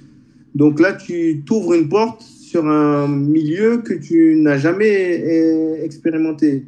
Tout ce qui est Asie et Golfe, tu vois. Et t'as un ordre d'idée de ce que tu touches à peu près là en Irak? Là, en ce moment? Ouais. Bah, entre 8 et 15. Ah oui. On comprend la décision. Même, hein. On comprend. Tu vois ce que je veux dire? Ouais, bien sûr. Je t'ai donné une fourchette, mais c'est au milieu de ça, tu vois. Oui, bah, que ça soit. Et par mois, tu vois. C'est des salaires de Ligue 2 presque. Enfin, ouais, tu vois, et encore dans Ligue 2, ils prennent 2 fois moins. Hein. Oui, il y a des joueurs en Ligue 2 qui touchent de 3 000, 3 500, 4 000, ça dépend, tu vois. Il y a des joueurs en Ligue 2 qui touchent moins de 10 000, tu vois. Ouais, ça se refuse pas. Et la vie là-bas, le prix. Bah, en fait, nous, on est à la capitale. Mon club, c'est dans un village, mais nous, le coach a décidé qu'on vive à la capitale. Donc, C'est ça. Donc au final, on est bien, tu vois. On est dans un hôtel 4 étoiles. Dedans, il y a des joueurs d'autres clubs aussi qui vivent là-bas. Donc l'hôtel a l'habitude d'accueillir des étrangers. Et non, quand tu commences à toucher des sommes pareilles, c'est pas pareil. Tu arrives, tu prends ta prime de signature. Sur 5 mois, on te propose un salaire il y a des joueurs, ils vont peut-être mettre une saison à toucher ça. Tu sais que si ça se passe plutôt bien pour toi, tu peux toucher 3 ou 4 fois ça la saison qui suit. Ah ouais. Parce que on voit l'Irak comme ça, et ça reste des gros pays de pétrole, ça reste des pays où il y a beaucoup de moyens, tu vois ce que je veux dire. Si pauvre que ça. Donc, sinon, comment est le foot en Irak? Est-ce qu'il y a beaucoup de supporters? Est-ce que les équipes jouent d'une manière particulière? tu as des équipes où il y a énormément de supporters. Vous pourrez taper sur même YouTube, même sur Instagram. Tu tapes par exemple New Rose, qui est un club de milieu de tableau. Stade full à domicile, tous les matchs. Quand je te dis full, plus que des matchs de Ligue 1 ou Ligue 2, certains clubs de Ligue 1 ou certains clubs de Ligue 2 en France. Hein. Il y a un gros stade, je crois, à Bagdad. Oui, tu as des équipes comme Shorta, Duhok, Erbil, Al-Zawiya. Toutes ces équipes-là, ils ont énormément de supporters. Déjà, le premier match que j'ai joué quand je suis arrivé, laisse tomber, le stade, il était rempli de monde et tout. Ça fait quelque chose, t'entends de la musique. Tu vois, ça fait du bien, ça change tu joues en Bulgarie peut-être devant 1000 personnes ou 2000 personnes, 3000 personnes. Là, des fois, il y a des équipes, tu peux jouer, il y a 28 000 personnes, 30 000 personnes. Ah ouais. Bah, le stade où tu as marqué, tu l'as c'était un grand stade. Après, il me semblait un peu vide, mais en tout cas, les infrastructures, elles sont là. En fait, il était vide parce que mon équipe, on jouait contre une équipe qui a pas beaucoup de fans. Mais si tu regardes, c'est l'équipe de Al-Zawira. Si tu tapes sur Google ou Insta ou autre, tu regardes cette équipe, c'est leur stade, ça. Le stade Adidas. Incroyable, leur stade. Eh ben, tu regardes leur match, full quand ils jouent. Le stade, il est full. Tu as plein d'équipes comme ça, le stade, il est full. En fait, ils ont des fans, ils aiment le foot. La gestion par rapport à si tu as connu l'Europe, c'est différent, en fait. Ouais. Tu vois, c'est totalement différent. C'est pas géré de la même manière.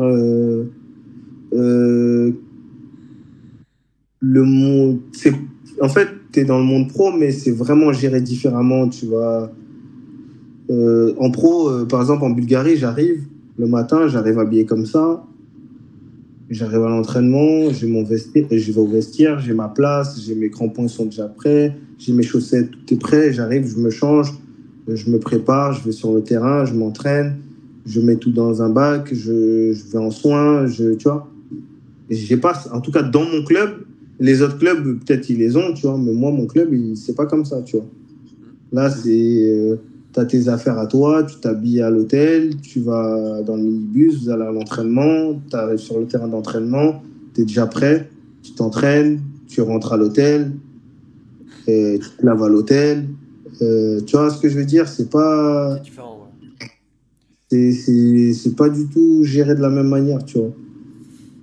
Après, je parle pour mon club, hein. Peut-être que les autres clubs comme les clubs qui jouent la Ligue des Champions et tout, peut-être que c'est géré comme en Europe, tu vois. Mais moi, pour mon cas, mon club, ils sont en développement. Je ne sais pas si c'est leur première année, mais ça fait en tout cas des années, ils n'avaient pas joué en Ligue 1. Donc, ils sont en développement au niveau gestion. C'est pour ça que je te dis qu'ils sont en plein développement. Ils veulent s'agrandir. Ils sont en train de refaire le stade dans la ville même du club.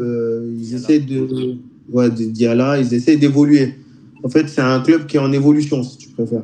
Donc, c'est dur quand tu viens d'Europe et que tu as l'habitude de certains... Enfin, on va dire du confort, clairement. Du confort, là, c'est le jour et la nuit, clairement. Et en parlant des autres clubs, pour toi, qu'est-ce qui manque au championnat irakien pour qu'il puisse rivaliser avec les grands championnats de la région? En fait, c'est pas la même culture foot. En fait, là-bas, le foot, il est plus box-to-box et c'est un foot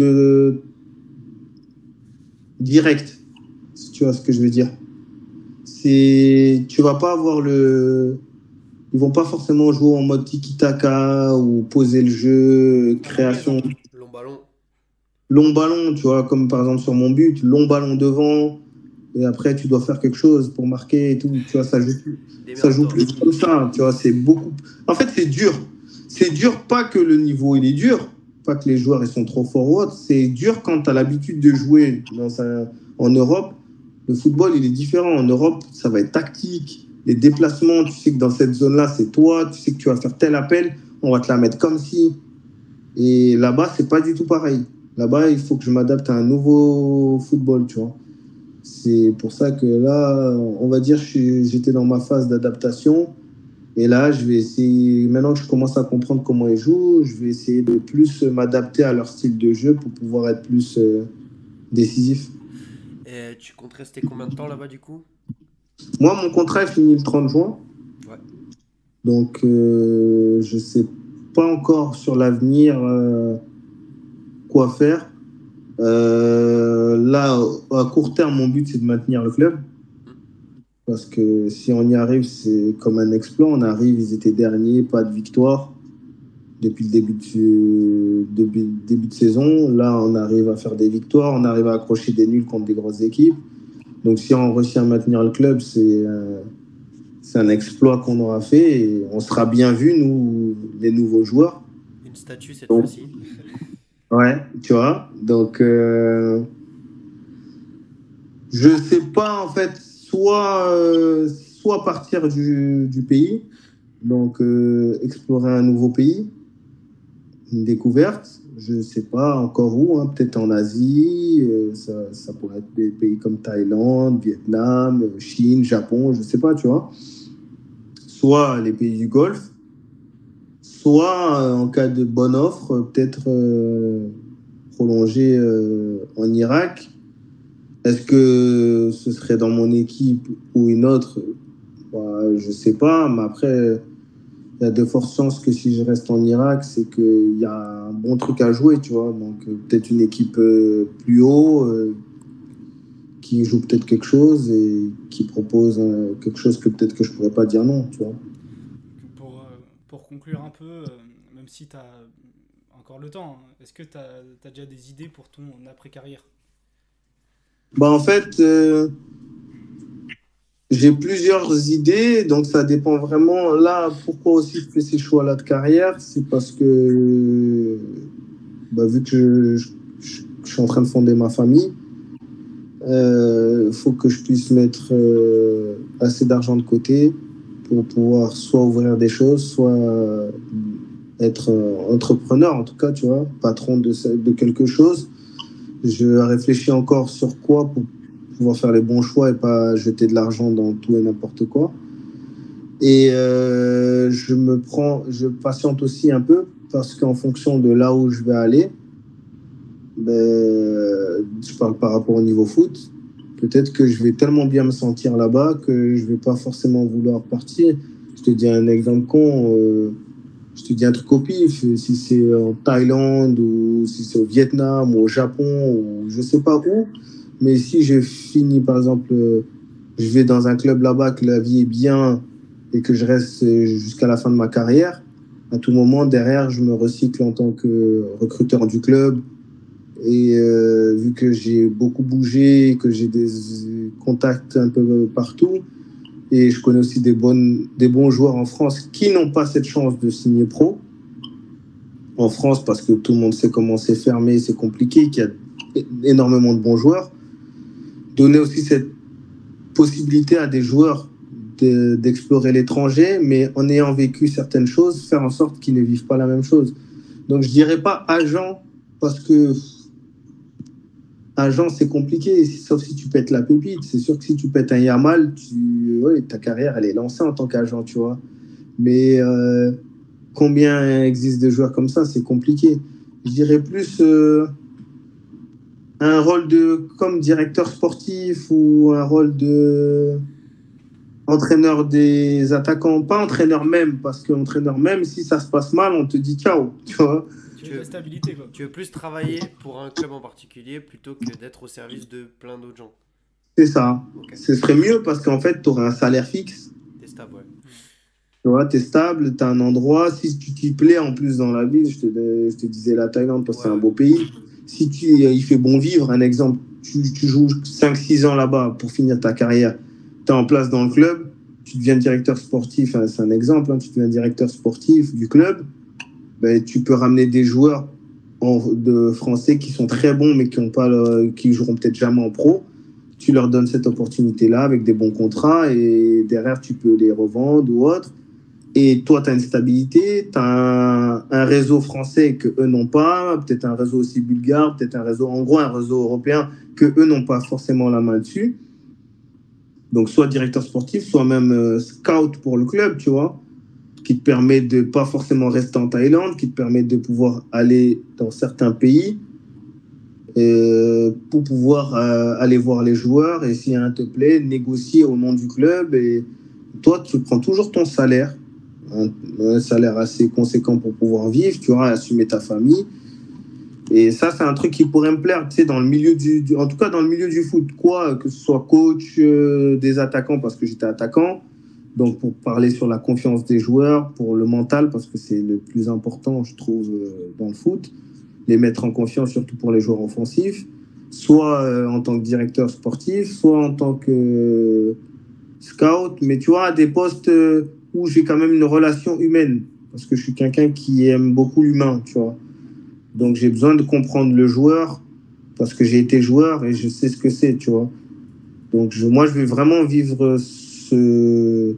Si je reste dans le milieu du foot, ça va être ça, tu vois. Je veux pas un poste où tu es là, tu négliges les gens, tu calcules pas, où tu fais du mal aux gens, tu vois. Parce que c'est un milieu, comme je t'ai dit, très, très fermé, très... Il y a l'envers du décor, tu vois. C'est un milieu de requins. Donc moi, je sais que je vais pas changer, je vais pas réécrire le football, je vais pas le changer. Il restera comme ça. Plus il y a de l'argent, plus ça va être un monde de requins. Mais si je peux apporter une petite touche de bonté et donner de la chance à des personnes qui n'ont pas la chance, mais qui ont du talent, ben, j'aimerais le faire. Parce qu'il y en a qui méritent et qui peuvent pas... Du coup, pour conclure cette interview, on va faire un petit bilan rapidement avec quelques questions. Euh, Est-ce que tu as des regrets dans ta carrière, par exemple un transfert raté ou un choc que tu regrettes? Oui, j'ai des regrets. J'ai des regrets. Je pourrais dire, étant jeune, quand je décide de partir de Nice, mes parents au début ne voulaient pas pour que j'aille à Monaco, c'est mon choix. Et quand tu regardes après, dans les débuts, quand tu vois que Nice, ils ont fait jouer des Bozetti, des Cosiello, tu vois, à cette époque-là, tu pouvais, si tu persistais à Nice et que tu faisais des bonnes choses, peut-être que tu aurais une chance. En fait, il n'y a pas que Nice, hein, il y a plein d'autres clubs. Monaco, quand je décide de partir à Saint-Laurent, pourquoi faire, tu vois? Genre, en fait, j'étais... Moi, mon erreur, c'est que j'étais impatient. Je voulais être pro, je voulais jouer en pro, je voulais réussir, mais réussir à quel prix, tu vois? Il y a des moments, non, dans une carrière, il faut savoir faire pause, avoir de la stabilité, parce que bouger tout le temps, c'est pas bon sur ton CV, parce qu'on dit qu'il est instable, on peut pas compter sur lui. En France, ça te ferme des portes, surtout en France. À l'étranger, encore moins, mais en France, beaucoup, oui, mais pourquoi il bouge tout le temps? Pourquoi, tu vois? Donc, non, oui, bien sûr que j'ai des regrets. Bien sûr que j'ai des regrets. Il y a des choses que j'aurais voulu qu'ils se passent différemment. Je sais que j'aurais pu montrer des choses en France. Et de la manière que j'ai géré les choses, j'ai été mal, des fois, entouré, mal géré. Ça fait que je n'ai pas pu montrer en France tout ce que je valais, tu vois. Donc oui, il y a de la déception quand même. Est-ce que les changements de club et de pays successifs ont eu un impact sur ta vie privée? Oui et non. Oui, enfin non, dans le sens que dans les débuts, j'avais rien forcément de sérieux, tu vois. Donc c'était moi et moi. Après, j'ai eu une relation sérieuse mais c'était la période du Covid, donc on va dire que ça a été. J'étais dans le sud et puis même j'ai joué à Toulon puis à Hier après, donc j'étais en relation avec quelqu'un à Nice, donc en soi ça allait.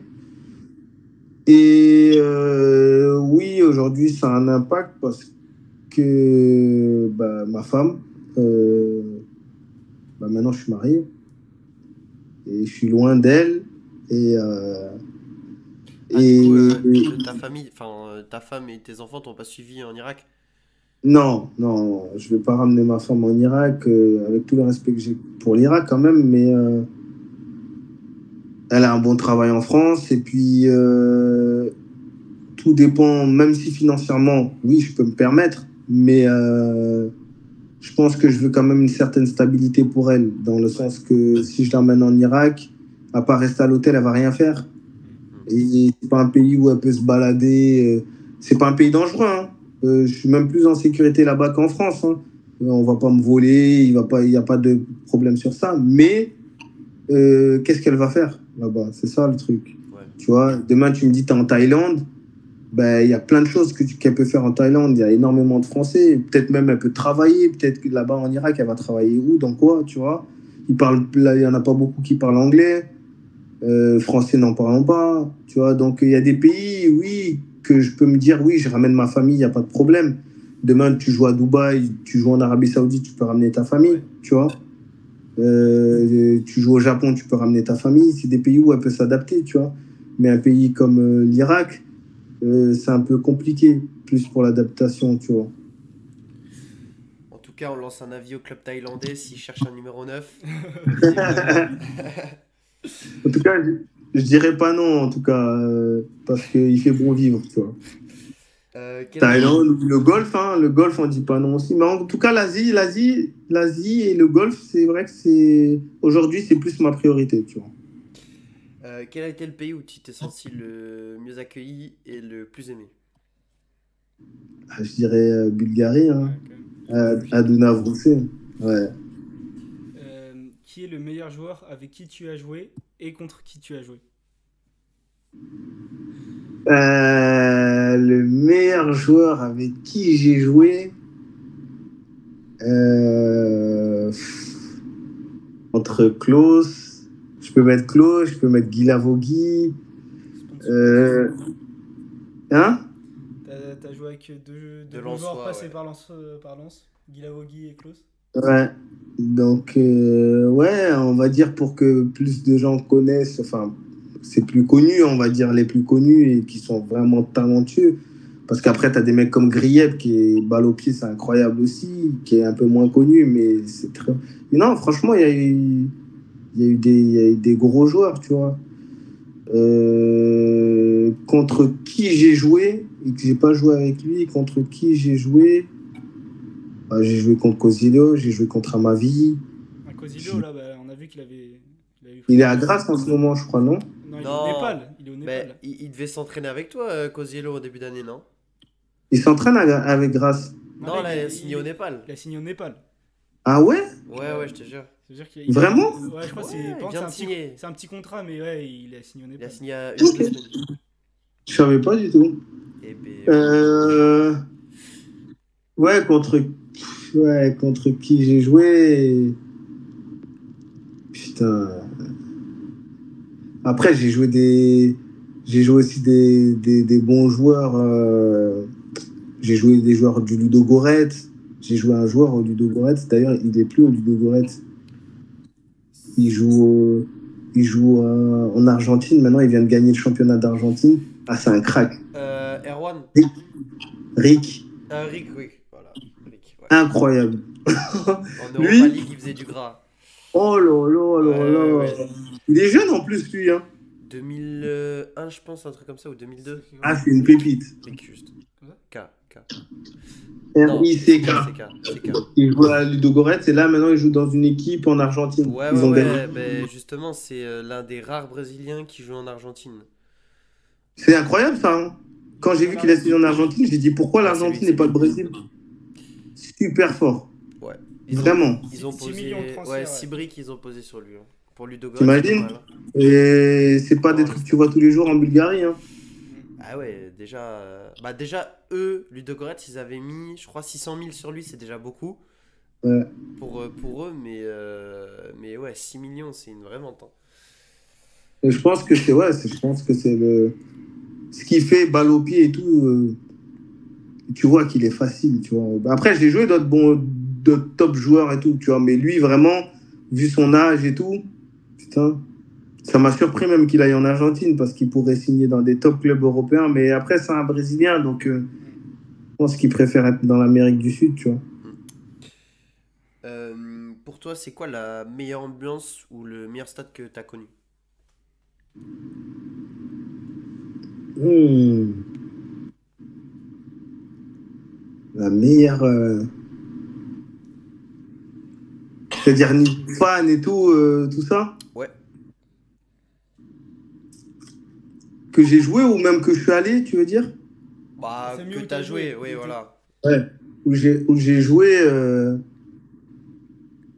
Ça peut être en club, ça ouais, peut être. je te mens pas, la meilleure, bah, franchement, en Irak, hein, je te mens pas. Il y a de l'ambiance de dingue. Bah, on va dire, c'est là où j'ai joué, où il y avait quand même le plus de fans. Il y a de la, tu sais, c'est un peu un délire, un peu comme un africain, tu vois. Des fois, il y en a, ils font de la musique et tout. Ah oui. Donc, tu vois, tu sens qu'il y a quelque chose. Après, c'est pas tous les matchs comme ça, hein. Tu peux regarder, il y a des matchs, c'est vide, hein. Tu vois, mais premier match, j'arrive, on joue à Al Zawira, le club d'ailleurs où j'ai marqué. C'est le stade où j'ai marqué, mais on n'a pas joué chez eux. On avait joué dans un autre stade qui représentait notre stade à ce moment-là. Ah ouais, il y avait de l'ambiance. Il y avait de l'ambiance. Quel est le meilleur coach que tu as côtoyé? Bah, du coup, le coach Kovachev, Martin Kovachev, celui-là qui m'a signé en Bulgarie. Malgré que j'ai côtoyé d'autres très bons coachs, hein. Mais comme je t'ai dit, lui, il y a une relation particulière et comme je l'ai dit, si ça pouvait être mon coach dans tous les clubs que je passais, j'aurais fait une carrière de dingue. Parce que, en fait, tu sais, quand il y a le feeling, c'est pas pareil. Tu joues, tu vas oser, tu fais ce que tu veux, tu sais qu'il va te dire fais. C'est pas grave, tu vois. Des fois, tu vas lui dire, eh, là, par contre, je reviens pas parce que je veux rester là pour pouvoir marquer ou quoi, ou faire marquer. Et il va prendre le risque et il va te dire, vas-y, fais. Tu vois, chose que tu peux pas faire avec d'autres coachs. Il va te dire non, tu reviens, ou non, tu fais ci, tu fais ça, ou tu as mal à l'entraînement. Il y en a, ils te disent entraîne-toi de force. Lui, si j'avais mal à l'entraînement, en fonction de la douleur que j'avais ou ce que j'avais, il peut dire reste avec les kinés pendant 3 jours, tu es en son avec les kinés, mais ce week-end, tu es titulaire et tu me fais gagner le match. Et derrière, je le faisais. Tu vois, en fait, c'est au-delà du. Il a confiance en moi, mais j'ai confiance en lui. Je me bats pour lui, il se bat pour moi. Tu vois ce que je veux te dire? Et ça, je l'ai vécu avec personne d'autre. J'ai eu des bons coachs, mais la relation que j'ai avec lui jusqu'à aujourd'hui, hein, il commente mes stories, je commente les siennes. Genre, je te dis, j'ai jamais eu ça avec un coach et encore moins en pro, tu vois. Et la petite dernière, est-ce que pour toi c'est primordial de bien choisir ses agents quand on veut faire une grande carrière? Énormément.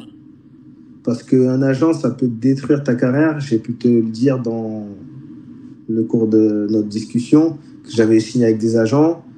Et des fois, ils ne me trouvaient rien. Tu es bloqué avec eux. Celui-là qui m'a emmené à Lille, après, j'ai rempli mon contrat, il a accepté. Mais par exemple, celui-là que j'avais quand je signais hier, je prends un agent, avocat, il ne me trouve rien. Bon, il réussit à me négocier pour que je touche mon argent quand je rends mon contrat avec hier. Mais derrière, il ne me trouve rien, il me demande de l'argent pour pouvoir rompre le contrat avec lui. Et derrière, il ne m'a rien trouvé de bon à part une DH ou une N3, un truc comme ça. Pourtant, moi, je cherchais à évoluer, tu vois. Donc, oui, tu as des agents qui te bloquent. Des fois, j'ai pu recevoir des offres et tu es sous contrat avec un agent et tu te dis non, moi, je ne travaille pas avec un autre agent. Donc, ça te tue. Tu peux performer aussi, comme j'ai eu à performer à certains endroits. Et si tu n'as pas l'agent qu'il faut, tu as un bon agent en Lettonie, tu fais une carrière. Moi, j'ai un pote à moi, Gabriel Charpentier, qui joue à Parme. Bien sûr. Ouais, bien sûr. Il était en International congolais, Brazza. Congolais. Voilà, c'est un ami à moi. Et pourtant, il est joué en Lettonie. Il a fait des bonnes performances. Son agent, il fait signer en série D, série C. Série C à Valénie, un truc vert et blanc avec un loup en série C.